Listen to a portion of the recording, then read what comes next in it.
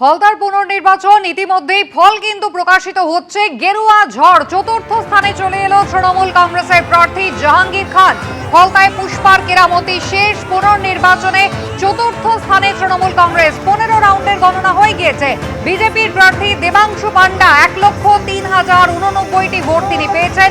দ্বিতীয় স্থানে রয়েছেন সিপিএম এর প্রার্থী শম্ভু কর্মী, যিনি পেয়েছেন 33,416টি ভোট, অর্থাৎ 70,000-এর বেশি মার্জিন রয়েছে বিজেপি প্রার্থী দেবাংশু পান্ডার। একেবারে শুরু থেকেই এগিয়েছিলেন বিজেপির প্রার্থী। তার নিকটতম প্রতিদ্বন্দ্বীর থেকে এই মুহূর্তে 70,000-এর বেশি ভোটে তিনি এগিয়ে রয়েছেন। শুভেন্দু অধিকারী যখন ভোটের প্রচারে এসেছিলেন, 1 লক্ষ ভোটে জিতিয়ে ভোটারদের কাছে আবেদন করেছিলেন বিধানসভায় পাঠান দেবাংশু পান্ডাকে। আর এখনো মোট 21 রাউন্ড গণনা হবে, যার মধ্যে 15 রাউন্ডের গণনা শেষ হয়েছে। 70,000-এর বেশি মার্জিন লিড রয়েছে এই মুহূর্তে বিজেপি প্রার্থী দেবাংশু পান্ডার। সরাসরি আপনাদের নিয়ে যাব, সেলিব্রেশনের ছবি দেখাবো। একেবারে সকাল 9টা থেকে যে সেলিব্রেশন শুরু হয়েছিল তা তো এখন রীতিমতো ঝড়ের আকার নিয়েছে। সত্যজিৎ,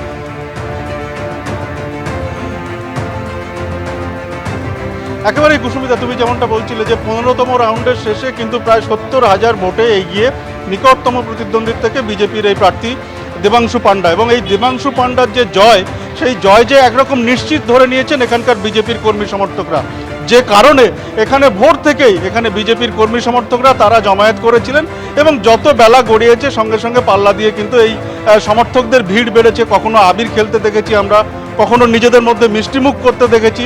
এবং যে কারণে এই মুহূর্তে ডায়মন্ড হারবার মহিলা বিশ্ববিদ্যালয়ের সামনে রাস্তাটায় কিন্তু একাংশ জুড়ে বিজেপির কর্মী সমর্থকদের তাদের কিন্তু বিজয় উল্লাস। এবং শুধুমাত্র কর্মী সমর্থকরা রয়েছেন তা নয়, এখানে বিজেপির নেতৃত্বরাও রয়েছেন, এখানে জেলা নেতৃত্ব হাজির হয়েছেন। এটা কি প্রত্যাশিতই ছিল, যে কারণে আগে থেকেই এই উল্লাস? একেবারেই প্রত্যাশিত। এই জয় প্রত্যাশিতই আমাদের ছিল। আমরা যেদিন পুনর্নির্বাচন পেয়েছি সেই দিনই আমরা জানি কিন্তু আমরা লক্ষাধিক ভোটে জিততে চলেছি। এটা আমাদের কাছে অবশ্যই প্রত্যাশিত। এখন কি করবেন? সার্টিফিকেট নিয়ে নিশ্চয়ই যখন আমাদের যিনি প্রার্থী আছেন, এমএলএ তো হবেনি, উনি নিয়ে বেরোবেন, তারপরে আমাদের বিজয় উৎসব শুরু হবে। এই যে ডায়মন্ড হারবার মডেল, এই যে পুষ্পা, যে কথা এই এতক্ষণ ধরে আমরা বারবার শুনছিলাম কর্মী সমর্থকদের কাছে, যারা পুষ্পার কথা বলছিলেন, কি বলবেন? আরে পুষ্পা তো নিজেকে মনে করেছে, সে তো ডন মনে করতো, দুষ্কৃতি চালিয়ে দুষ্কৃতীদের সঙ্গে নিয়ে নিজেকে পুষ্পা করতো।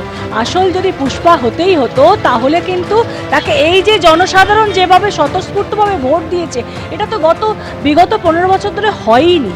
বিগত 15 বছর ধরে নিজেরা ভোট দিয়েছে, নিজেরা ভোট করিয়েছে, ভোট লুট করিয়েছে, নিজেরা গণনা করিয়েছে। সেইভাবে পুষ্পা নিজেকে নিজে স্বঘোষিতভাবে পুষ্পা বলেছে। ওকে তো কেউ পুষ্পা আমরা বলিনি।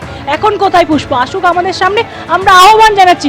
আর ডায়মন্ড মডেলের যিনি সাংসদ অভিষেক ব্যানার্জি, ওনাকে আমরা ডাকছি, আহ্বান জানাচ্ছি। আজকে আমরা ওনাকে অভ্যর্থনা করতে চাই, কারণ উনি তো এখনো ডায়মন্ড হারবারের সাংসদ। তাহলে উনি কোথায় গেলেন? একেবারেই সেলিব্রেশন চলছে। এবং পাশাপাশি জাহাঙ্গীর খান, তার সম্পর্কে কিন্তু তুমি শুনলে যে উনি আসছেন না কেন, সেই প্রত্যাশায় রয়েছেন এখানকার বিজেপির কর্মী সমর্থকরা। এবং তুমি দেখতে পাচ্ছ যে ততই কিন্তু পরিষ্কার যে নিকটতম প্রতিদ্বন্দ্বী সিপিএম এর প্রার্থীর থেকে বিজেপি প্রার্থী নিজের জয়ের ব্যবধান কিন্তু ক্রমাগত বাড়িয়ে চলেছেন। কেন্দ্রমন্ত্রী সুকান্ত মজুমদার তিনি কি জানাচ্ছেন দেখুন। বড় জয়ের থেকে বড় বিষয় হচ্ছে যে তৃণমূলের 4 নম্বরে থাকা।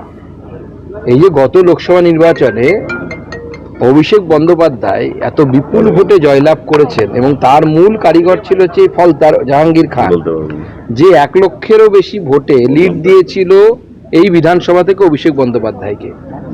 তাহলে এবার বোঝা যাচ্ছে তো ডায়মন্ড হারবার মডেলটা আসলে কি মডেল ছিল। বাংলার মানুষ বুঝতে পারছে, আর কেউ বুঝতে পারুক না পারুক, যে ডায়মন্ড হারবার মডেল আসলে ফাঁপা মডেল ছিল, চুরির মডেল ছিল, জোট চুরির মডেল ছিল। এবিপি আনন্দ, এগিয়ে থাকে, এগিয়ে রাখে।